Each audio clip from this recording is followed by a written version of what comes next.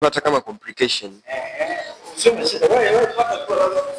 Kwa kwamba akisema kwamba wanawake na wanyamaze katika kanisa. Sasa nakuja kuona watumishi wakubwa na wanahubiri habari njema ya kimungu na unaona kweli wana uvuvio wa kimungu. Mfano Diana Mwakasege. Ukifuatilia mafundisho yake ni mama kweli amesimama katika imani. Lakini kuna Mrs. Florian Katunzi, mke wake Yasi. Pia ukifuatilia mafundisho yake ni mazuri. Lakini pia hapa Moshi kuna kanisa hivi la Full Gospel. Pastor pia ni mwanamke na anahubiri kweli. Lakini pia kuna lile neno ambalo hata yeye mwenyewe alilizungumzia wakati ambapo alikuwa anafundisha. Alikuwa anasema kwamba pale Yesu Kristo alipokufa, then ile alipofufuka, na alipofufuka ni kama tefali katokea kapasuka mapazia pana na nini. Tumeanza kwamba kulikuwa hamna tena ile restriction kwamba atakaenda kule ni kuhani tu, bali kila mtu alikuwa allowed kwamba ataenda kule and then ataweza kusikilizwa. Sasa para kwamba hapo tena hamna ile kwamba wanawake hawaruhusiwi, yani vile vizuizi kwamba yani kwamba Yesu Kristo baada ya kufufuka pale, yani ni kama kila kitu kilifanywa. Sasa ndio okay. Sasa mmemsikiliza Safi sana. Ngoja nikuongezea hata idadi. Wako wengi walikuwa kwa kina Lokatale. Walikuwa kwa kina Catherine Kulumani. Au ni international preachers. Sawa na wao umesema wanaonekana wana uvuvio, wanaonekana wao waliosimama na Mungu na wanaogusa wengi na wengi wanabadilika kupitia wao. Okay. Vizuri sana, safi sana.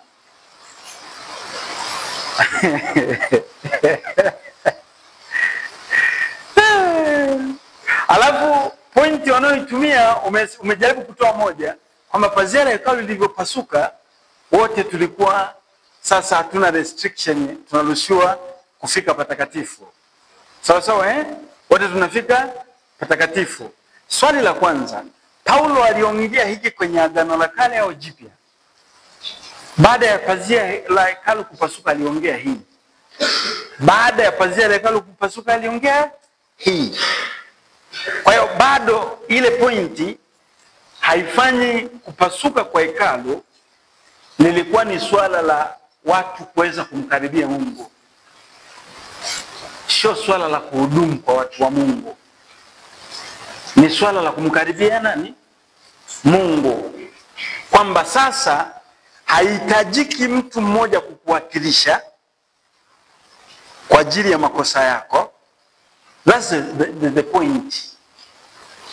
Isipokuwa sasa wote mnaruhusiwa kwa damu ya Yesu kuingia patakatifu. Full stop. Hakuna masuala ya utumishi hapo. Inabakia hivyo. Ukitaka kuprove, enda kasome kwa Waebrania. Utazikuta kwa Waebrania, soma Waebrania 9:10 hizo utakuta hapo. Anaelezea kwamba hizo zamani walikuwa mpaka wanafungwa kamba, anajitolea sadaka yeye mwenyewe, alafu anaenda patakatifu. Sawa? Na kama ana makosa anakufa, mnavuta maiti.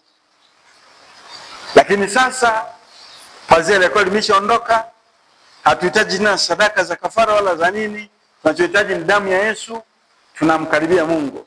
Kwa hiyo swala pazia la hekalu lilikuwa linawakilisha swala kumfikia nani? Mungu. Vizuri sana. Sasa tunaendelea kujibu maswali.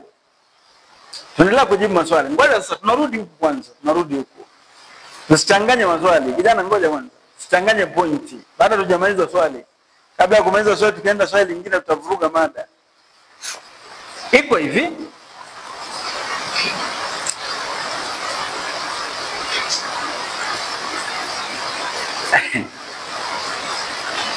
Katika maisha tunayoishi according to Bible.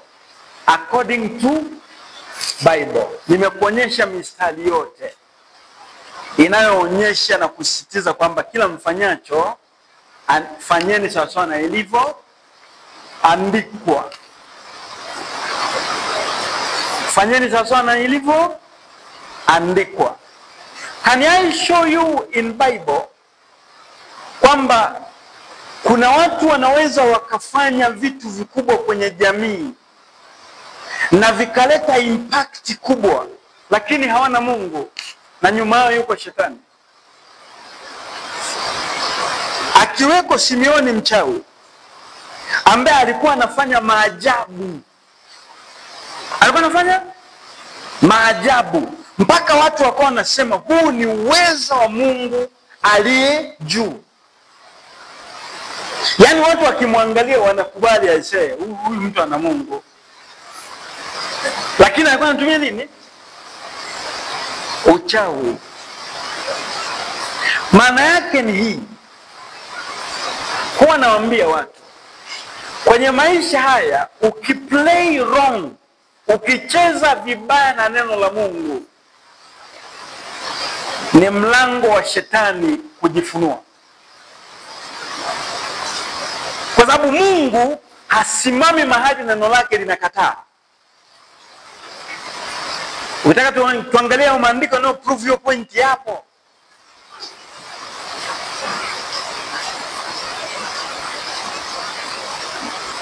Kanuni ya utakatifu, kwa mfano tuongelee kanuni ya utakatifu.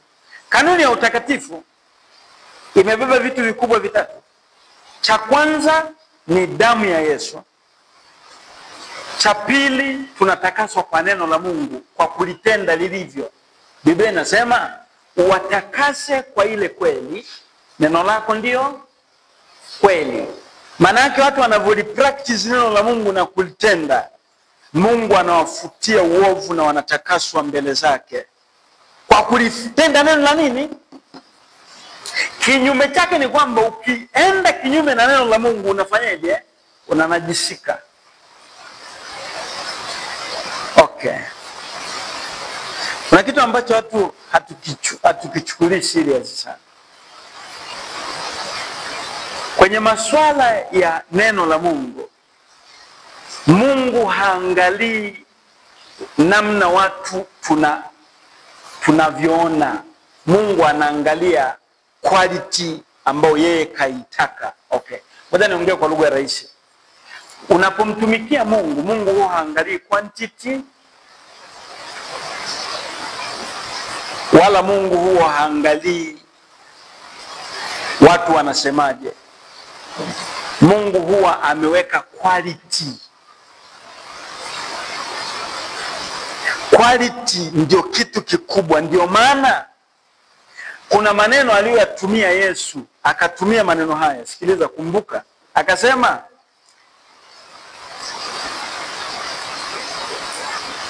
na manabii wengi uongo watatokea, lakini mtawatambua kwa matunda. Hivi lugha ulishajaribu kuifikiria? Matunda wengi wao wanasema ni matendo yake. No. Matunda sio matendo. Hata siku moja. Matunda sio matendo. Matunda ni kile kitu mtu alichozaa. Mti unaposema tunautambua kwa matunda, unautambua mti kwa karakta zake? No. Kwamba mti ni mrefu na rangi ya njano na miba na nini, tunawaga sawa. Wakikwambia unautambua mti kwa matunda, unasubiria mti uzae. Mti ukishazaa, ukiona lile tunda, ndio kumbe huyu ni mpera. Halo. Sasa Yesu alisema mtawatambua kwa nini? Matunda. Kwa nini alisema matunda? Wanachozaa kina quality ambayo Mungu anaitaka.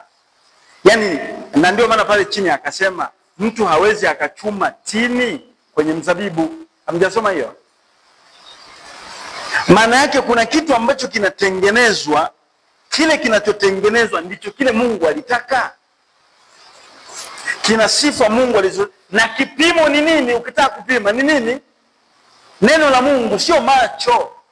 Neno la Mungu. Yani mtu anasema ametoka kanisani, unamwangalia alafu unaanza kusoma Biblia. Biblia inasemaje? Unamwangalia yule mtu unasoma Biblia, unaangalia yule mtu unasoma Biblia, unamwangalia yule, sio kwa kutumia perception yako.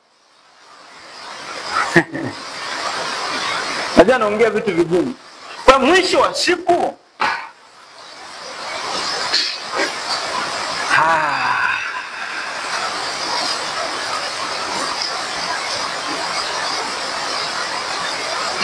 Watoto, kuna kitu kimoja ambacho tunatakiwa kuwa makini sana. Dunia hii kuna watu kwanza wamepewa motivational power. Yaani mtu anaweza kaongea alafu ukamfurahia. Ndio maana wanasiasa kuna watu wanajitoa mpaka kufa kwa ajili yake. Swali, anatembea na upako wa Mungu kufanya mpaka watu watake kufa kwa ajili yake? No. Some people are talented kwenye kuongea, lakini some people are used by devil. Anaweza akaongea akakukonvince. Ukitaka kujua hicho unachokiona ni sawa according to Bible, unatakiwa uangalie hapa. Sio uangalie mtazamo. Kwa mfano, nina rafiki yangu mmoja anaga mhubiri mzuri sana miaka nyuma. Wakati tunasoma form 5 na form 6. Alikuwa anapenda kutoa mfano fulani. Watu walikuwa wanamuuliza, hivi Danieli, mtu akivaa jinsi hiyo toboka hivi, sawa? Ni dhambi au sio dhambi? Yeye anasema hapana bwana, sio dhambi bwana. Mbona kuna waimbaji fulani kutoka Canada, wa Tanzania wenzetu, walioimbaga ule wimbo nafikiri ni Busa ule, kama sikosei. Maana wale naishi sio wa Tanzania, wanaishi abroad, kama sikosei Canada. Wale mbona wanaimba upako unashuka lakini wamevaa jinsi za kutoboka? Sawa? According to Bible, ile ni wrong. Ni nini? Kupimi quality ya mbinguni haipimi kwa upako, kwa sababu hata shetani ana upako. Kitu ambacho watu hawaelewi. Quality ya vitu vya mbinguni haipimwi, narudia. According to Bible, haipimwi na upako. Watu kuanguka haifanyi tuseme huyu mtu ana Mungu.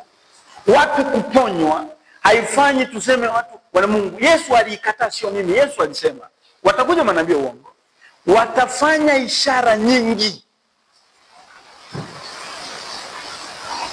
hata kushusha moto, watadanganya walio wengi, yamkini hata wateule. Hamjasoma hiyo? Yaani watakuja. Biblia pia inasema kuhusu walimu. Sasa mfano walimu, ndio maana nasema Biblia inajitetea yenyewe. Kwanza hiyo ilikuwa inaongea kuhusu watu watakuja na miujiza, upako na nini, watadanganya wengi, yamkini hata wateule. Ukienda kusoma kule kwenye vitabu vya kina Petro, anasema watakuja walimu wa uongo. Petro sura ya 3, Petro wa kwanza. Bora tusome hiyo ili muone kwamba hawa jamaa wanakuja. Anaweza akaongea akajenga kanisa likafuru watu, likafloti watu. Sio kigezo kwamba kuna Mungu. Kigezo cha mtu ana Mungu, anachokizaa kina sifa za mbinguni. Ndio maana Yesu akasema mtatambua kwa nini? Matunda. Yaani mimi wewe ukiwa ni mtoto wangu wa kiroho na mtu anakuja na kukagua, huyu mtu anaweza akapita kwenye ule mstari wa hukumu kweli? According to Bible. Anavyovaa according to Bible, anavyoongea according to Bible, alivyo according to Bible, tabia zake according to Bible, uaminifu wake according to Bible. Sasa hivi tuna mtu yuko makanisani ina madeni kweli kweli. Madeni kopa kila mahali. Unavyoenda mbinguni? Wendi. Kwa Biblia ilisema msiwiwe kitu na mtu. Sio mimi nasema. Biblia inakataa usidaiwe. Usidaiwe kitu na mtu isipokuwa upendo. Umekufa una deni. Sio mimi nasema. It is Bible.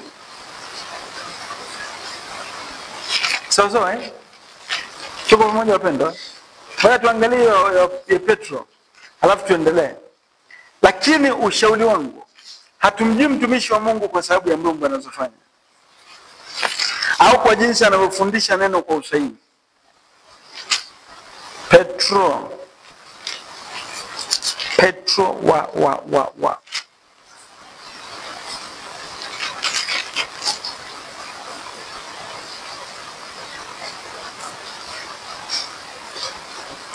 wa pili, sura ya pili. Tusome tujaribu kusoma tu. Hiyo ukipata muda kaisome mwenyewe. Kaipitie mwenyewe uone. Biblia nasema, lakini kuliondokea manabii wa uongo katika wale watu, kama vile kwenu kutakavyokuwako walimu wa uongo. Sawa? Watakaoingiza kwa werevu uzushi wa kupoteza. Kwa werevu. Yaani mtu anakuja na vifundisho, mimi naona. Yaani hapa Biblia, yaani mimi naona. Sawa sawa Kwa werevu uzushi wa kupoteza, wakimkana hata Bwana aliyewanunua, wakijiletea uharibifu usiokawia. Kumkana, unaelewa? Si kusema Yesu si Bwana. No. Wanapindua neno lake. Kwa sababu Mungu na neno lake hazitenganagi. Ukishachezea neno la Mungu, umemchezea Mungu. Kwa kumbuka, hawa watakuwa hawafundishi kwenye misikiti labda au nyumba za mabudha. Biblia inasema wataondokea katikati yenu. Kwa hiyo utakuwa unasimama hapa. Sasa akisimama hapa akasema Yesu sio Bwana, si mtamkimbiza? Si mtamsikiliza? Anapinduaje neno? Wanasheki neno la Mungu kidogo. Na uwezo ukajua kama una akili. Na kama hujajua hii misingi ya maandiko manne niliyokupa, kwamba neno la Mungu ndio kinachofanyika kimeandikwa huku kifanyike hivyo. Yaani yatosha, acha mna mbwembwe. Wewe unachokifanya kipointi, kilichoandika huku ndicho ambacho unafanya. Sawa Biblia inasema watakaoingiza kwa uelevu uzushi wa kupoteza, wakimkana hata Bwana aliyewanunua, wakijiletea uharibifu usiokawia.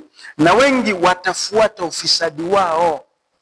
Kwa nini? Watakuwa na nguvu, yani wana saundi. Ukiwasikiliza unawakubali. Kwa hiyo inabidi ufanyeje?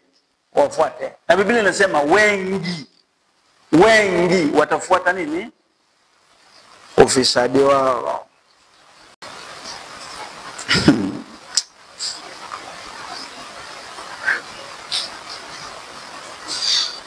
Sasa ukiendelea kusoma hapo, huku chini kabisa,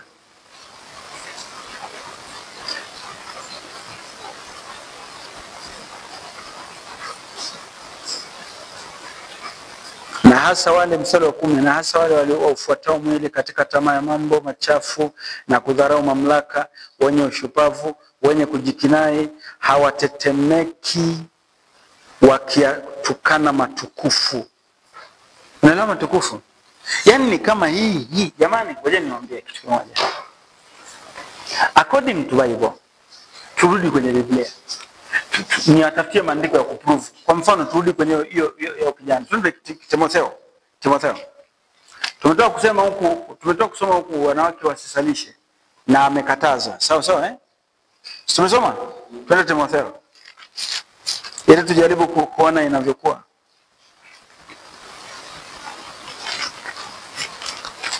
Timotheo wa pili wa kwanza. Timotheo wa pili.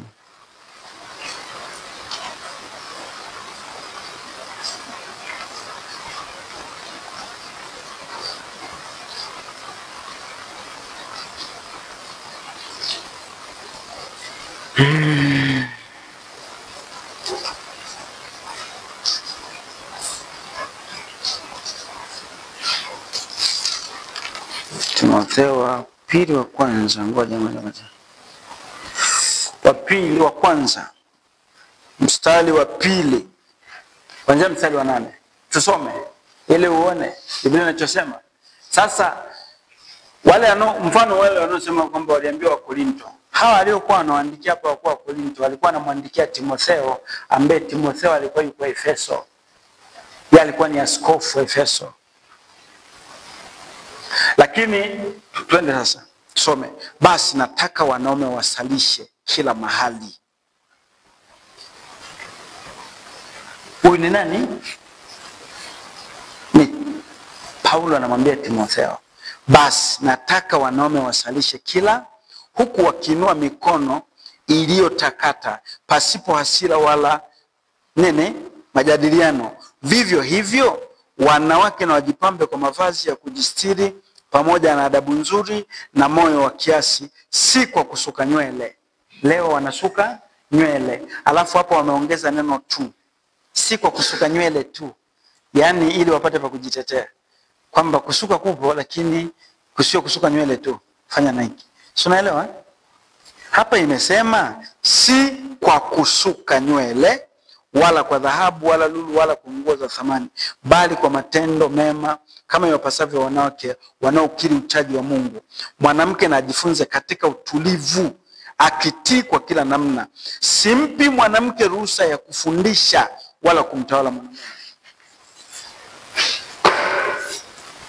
Tumetaka kusoma kwenye Wakorintho 11 kwamba mwanamume ni kichwa, Kristo ni kichwa cha mwanamume, Mungu ni kichwa cha Kristo, mwanamume ni kichwa cha mwanamke. Kwa utamaduni wa mbinguni kinachofanyikaga huwa ni matusi. Ngoja tuangalie hapa. Hii ranki iliyowekwa God, man, sawa sawa. Kwanza hapa kuna Christ, sawa sawa, Christ, man, then woman. Hii ni ranki ya mbinguni.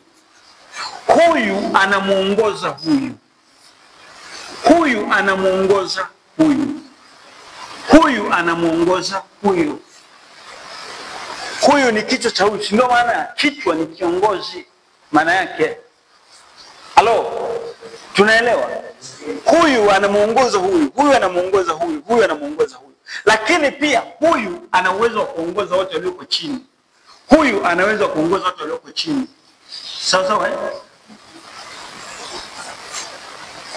Huwa nawaambia watu, kama wewe leo hii wewe mwanaume una uwezo wa kumuongoza Yesu, unyoshe mkono na uanze kumfanyia Yesu lecture na kumfundisha na kumtawala, kwa sababu Biblia inasema hapa simruhusu mwanamke kufundisha na kumtawala nani? Mwanamume. Tumalizie pointi hiyo. Anasema siruhusu mwanamke na ajifunze, simpi mwanamke ruhusa ya kufundisha wala kumtawala mwanamume, bali wewe katika utulivu, kwa maana Adam ndiye aliyeumbwa kwanza. According to Bible, kinachofanya Biblia ikatae mwanamke kufundisha mwanamume ni kwa sababu wewe ni kichwa kwake. Ni matusi kichwa kuongozwa, ni matusi. Yani mwanamke, sio kwamba mwanamke anaruhusiwa kuhubiri lakini asiweko mwanaume. According to Bible, haruhusiwi kumwelekeza. Yani wewe leo mwambie Yesu, praise Jesus, today sit here, I want to teach you. You know God is good, sit here Jesus, sema amen. Will it come to us? Ni maandiko. Mimi siongee kutoka kichwani mwangu, it is Bible. Nikienda hata kwa Mungu nitamwambia Mungu imeandikwa. Kwani si imeandikwa? Leo hii mwanamke anafundisha, imetoka wapi? Uende kwa Mungu, Mungu akwambie, then prove to me umetoa wapi? Utamjibuje? Utatoa wapi? Watu wanatumiaga ile ya Debora. Debora alikuwa nabii. Sikiliza, kuna tofauti ya nabii na mwalimu. Kuna tofauti ya nabii na mchungaji. Nabii yeye ni mdomo, haongezaji cha kwake, wala hachukuaji perception yake, wala hatumiaji uelewa wake. Biblia inasema nabii huwa ananena kama Bwana alivyomtuma, hanenagi aliyotoka kwake. Yaani nabii anaweza akaja hapa, kesho mvua itanyesha asubuhi sana, Bwana asema, kwa hiyo ailisha ile safari yako, kamaliza. Sio yeye aliyesema. Hivyo unaelewa, sio yeye aliyesema. Ndio maana Biblia imesema mwanamke anapotabiri, mwanamke anapoprofesai afunike kichwa. Kwani ni kuprofesai, sio kufundisha. Kuprofesai ni kuongea tu kile Mungu anachosema. Kwa pale huwa sio yeye anasema, ni Mungu anafanyaje?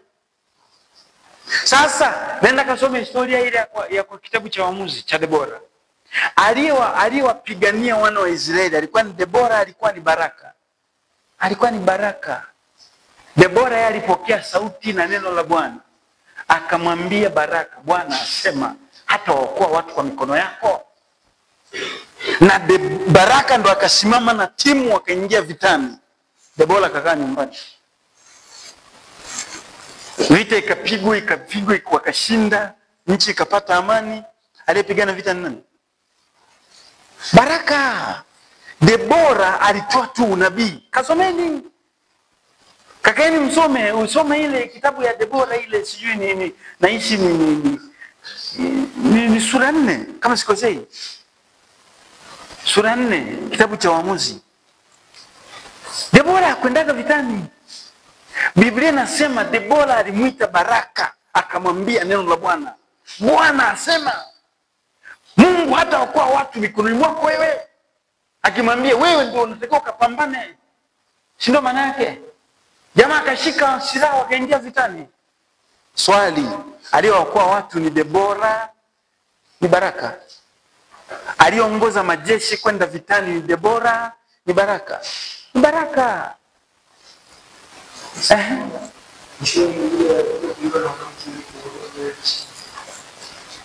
Yule mama anaitwa nani? Anaitwa nani? Hiyo pia ndo nasema kwamba mwanamke naye alipigana vita. No. Yule mwanamke alitumia tu advantage. Jinga limekuja huko lisisera, likafika hapo, aisee nipe hifadhi. Akampa pa kulala. Lakini ni Mwisraeli. Na anagundua huyu anapigana watu wetu. Kalala akachukua kitu akaenda akaua. Sawa? Sawa? Kaandikwa kule, kaandikwa kwenye Biblia. Lakini ile kuua alifanya tu kitu fulani cha kutekeleza. Uliza swali.